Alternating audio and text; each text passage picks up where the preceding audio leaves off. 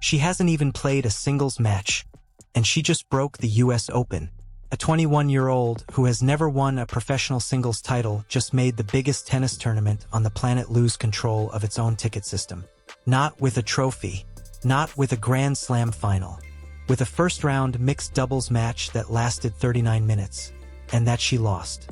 Stick with me on this one, because by the end of this video you're going to understand exactly how a kid from Quezon City, ranked outside the world's top 15 just a year ago, turned 3 of the biggest tennis events in North America into something closer to a rock concert, and why the tournament that's supposed to be the most prestigious in the sport is now handing out emergency discount tickets just to keep the peace. The hook you didn't see coming. Here's the part that should stop you in your tracks. Before Alexandra Eala has played a single women's singles match at this year's US Open, before her name has even appeared once in the main draw bracket, the secondary ticket market for the tournament has already been thrown into chaos. Grounds passes with a face value of $65 have been trading hands for hundreds more. The city of New York has had to step in, and the tournament's own mixed doubles event, usually an afterthought buried on a side court, was played out in front of a crowd that turned Louis Armstrong Stadium into something closer to a home game for the Philippines than a neutral Grand Slam venue. So how does a player who isn't even a top 15 seed do this? Stick around, because the answer says as much about 100 million people scattered across the globe as it does about one teenager with a two-handed backhand. And trust me, what happens in the next few days at Flushing Meadows might end up being remembered as the moment everything changed for her. Before we get into it, if you're new here, hit that subscribe button and turn on notifications, because we are going to be covering every twist of Eala's US Open run as it happens, and you do not want to miss what comes next. Who is Alex Eala? And why is everyone suddenly talking about her? Let's rewind, because if you're only hearing this name for the first time, you need the full picture to understand why this is such a big deal. Alexandra Maniego Eala was born in Quezon City, Philippines, in May 2005. Her father is a business executive, and her mother is a former national swimmer who once medaled at the SEA Games and went on to become a chief financial officer at one of the country's largest telecom companies. Tennis wasn't a stretch in that household. Ambition clearly was already baked in. She turned professional in 2020, but her real breakthrough as a name outside hardcore tennis circles came at the US Open itself. Back in 2022, Eala won the girls' singles title at the US Open Juniors, becoming the first Filipino player in history to win a major junior title. That was the first crack in the wall. The second came just last year, in 2025, when she reached the second round of the US Open main draw, becoming the first Filipina to ever win a main draw match at a Grand Slam tournament. If you're doing the math, that's 2 separate pieces of tennis history at the exact same tournament 3 years apart by the exact same player. This year, she's arrived in New York as a rising force. Eala has climbed to a career-high world ranking inside the top 20, and after her run through the summer hardcourt swing, she's set to be seeded for the second consecutive Grand Slam. But here's the thing that makes her story different from almost every other rising player on tour. Her fan base isn't growing the way tennis fan bases usually grow. It's not building slowly, match by match, over years. It's exploding tournament by tournament in a matter of weeks. And nowhere was that clearer than what happened just before the US Open even started. Toronto, where it all started going sideways. To understand New York, you actually have to go back a few weeks to Toronto at the Canadian Open. Eala had just won her first WTA title at the DC Open, becoming the first Filipino player ever to win a tour-level tournament. She rolled into Toronto with momentum, and the tournament had scheduled her second-round match against Alicia Parks for the Grandstand Court, a mid-sized venue that seats around 2,800 people. That's a completely normal call for a player at her ranking. It's how tournaments usually work. Except the moment the draw went public, the phones didn't stop ringing. Tournament director Carl Hale later said the tickets for that match sold out in roughly half an hour. Something in the neighborhood of 3,100 seats gone almost instantly. But the real number that stunned organizers was what happened after that. Hale estimated Eala had likely already sold somewhere upwards of 5,000 tickets for a court that only holds 2,800. There was simply no way to fit everyone in.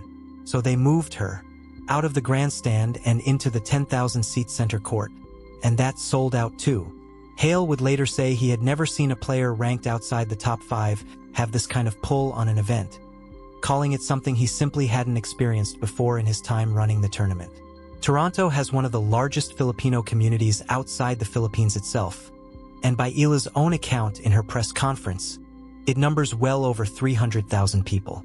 When you put those two facts together, a breakout star and a passionate diaspora hungry for a hero to rally around, you start to see exactly how this snowball started rolling. It got so intense that, according to Hale, the tournament added a Filipino food option to its concession stands midway through the event, something he said he had never seen a tournament do specifically because of one player's fanbase before. Cincinnati. The snowball gets bigger. If Toronto was the spark, Cincinnati was where the fire really caught. At the Cincinnati Open, tennis commentator and former pro Sam Querrey pointed out something remarkable on air. The average ticket price for a center court session featuring Eala had jumped by around $160 per ticket compared with a session just 2 nights earlier, and that pricier session still sold out completely. Think about that for a second. This isn't a case of a marquee superstar like a Grand Slam champion moving the needle. This is a player who, a year ago, most casual sports fans outside the Philippines had never heard of. And she was single-handedly reshaping the economics of ticket sales at one of the most prestigious non-Grand Slam events on the entire calendar. It wasn't just Cincinnati either. The tournament director in Washington, D.C., said at the time that roughly 80% of his event's ticket sales and requests were tied directly to when Eala was scheduled to play. 80%. Not 80% of interest in her matches specifically. 80% of interest in the entire tournament. By the time the tennis world packed up and headed for New York, there was already a pattern nobody could ignore. And New York, as you're about to see, has an ingredient the other cities didn't quite have in the same concentration. It's home to one of the largest Filipino communities in the entire United States, with roughly 94,000 Filipino residents, heavily concentrated in Queens, which just so happens to be exactly where the US Open is played. If you're starting to see where this is going, you're right. But stay with me, because what happened once the tournament actually began was even bigger than anyone in Toronto or Cincinnati could have predicted. And I promise you, the numbers coming up are going to make your jaw drop. New York braces for impact. By the time the US Open's Fan Week rolled around in late August, the anticipation had reached a fever pitch. Eala was set for 3 separate commitments at Flushing Meadows. A mixed doubles pairing with Canadian star Felix Auger-Aliassime, an appearance in the Stars of the Open exhibition night alongside fellow young talents like Iva Jovic and Joao Fonseca, and of course, the main event, her women's singles campaign, set to begin on August 30th as a seeded player for the 2nd Grand Slam in a row. Even before a ball was struck, the tennis world was already talking about her. Patrick McEnroe, the former world number 3 and a longtime voice in American tennis broadcasting, said publicly that the USTA needed to make absolutely sure Eala was placed on the tournament's biggest courts, warning that putting her on a smaller side court early in the event would be a wasted opportunity. He predicted the crowd reaction in New York would be, in his words, wild. He wasn't wrong. The mixed doubles match that broke the internet. On the night of August 25th at Louis Armstrong Stadium, Eala and her mixed doubles partner Felix Auger-Aliassime, the world's number 4 men's player, walked out to face one of the most unlikely and beloved teams in the draw, the husband and wife pairing of Elina Svitolina and Gael Monfils. The atmosphere was electric before a single point had even been played. Mixed doubles at the US Open uses a shortened format, with the first team to 4 games taking each set. Eala and Auger-Aliassime came out fast, grabbing an early lead in the opening game. For a few minutes, it looked like the fairy tale might continue. But Svitolina and Monfils are seasoned veterans with genuine chemistry, married since 2021, and once they found their footing, they simply didn't let go. A double fault in the 5th game of the first set opened the door, and Svitolina and Monfils walked through it, closing out the set 4-1.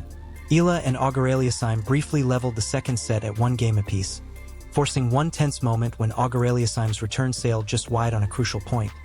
But from there, the veteran pair reeled off the final 3 games to complete a 4-1 sweep in just 39 minutes. On paper, that's a quick, forgettable first-round exit in an event that isn't even her main focus at this tournament. But here's the twist. The result almost didn't matter. What mattered was that Eala's presence alone had already reshaped how people were trying to get into the building. Auger-Aliassime, a former top 5 men's player who has seen plenty of big crowds in his career, admitted afterward that playing alongside Eala gave him a completely different kind of experience. He described it as an opportunity to feel what it's like to have that level of fan base and energy behind him, and joked that despite being the more experienced, higher-ranked player, it was clearly her crowd, not his. Even in defeat, the story wasn't really about the scoreline. It was about what was happening in the stands and outside them, the numbers behind the madness. Now let's talk tickets, because this is where things get genuinely wild. The face value of a grounds pass for this year's US Open, the cheapest way to get into the grounds and watch outer court matches, starts at just $65 through the tournament's official ticketing partner. That's the baseline. That's what the USTA intends people to pay. But once matches involving Eala started being scheduled, that number became almost meaningless on the resale market. Independent ticket tracking sites monitoring the first-round sessions found that even official verified resale listings, tickets resold through the tournament's own authorized channel, not shady third-party scalpers, were starting well above face value, with some first-round Arthur Ashe listings beginning north of $300 even before you factor in the premium seating sections, where standard listings were running into the several $100 range depending on location. Compare that to the rest of the Grand Slam calendar. At tournaments like the French Open, tickets can only legally be resold at their original face value. Full stop. No markup allowed.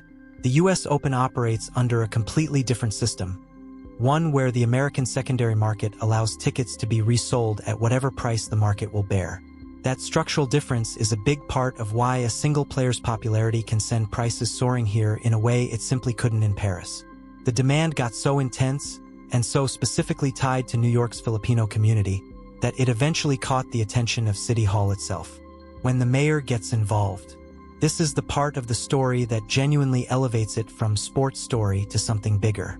New York City Mayor Zohran Mamdani, alongside the United States Tennis Association, announced the release of 1,000 specially discounted tickets, priced at just $100 each, reserved exclusively for New York City residents. The tickets went on sale on August 26th, available on a first-come, first-served basis, with each eligible resident able to purchase up to 2. Here's an important detail, though, and it's one that got a little muddled in some of the breathless coverage online. These tickets are not specifically Eala tickets.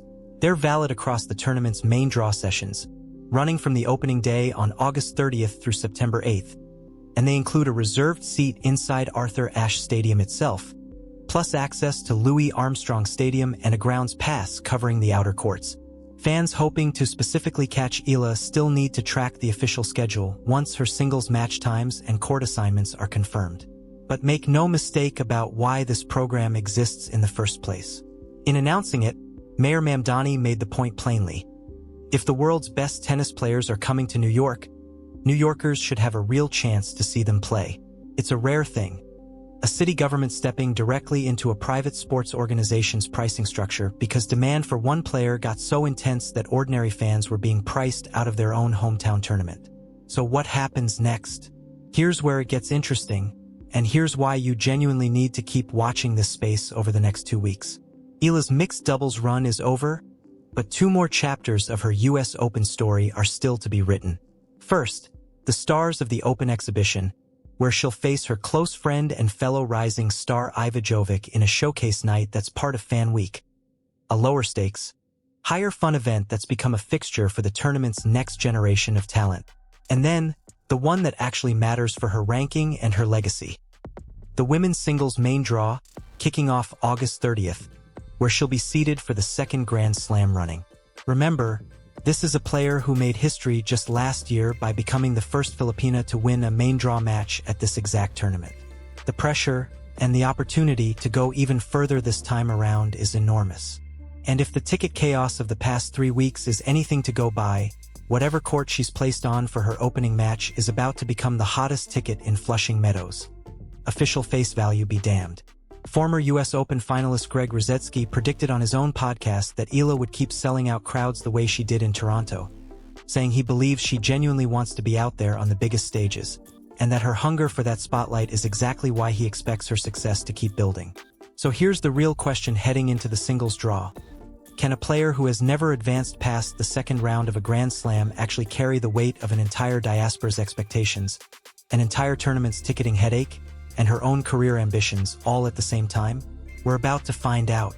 And if you want to see exactly how it unfolds, every match, every crowd reaction, every twist, make sure you're subscribed with notifications on, because this story is nowhere near finished. Drop a comment below with your prediction. How far do you think Alex Eala goes at this US Open? Let's talk about it.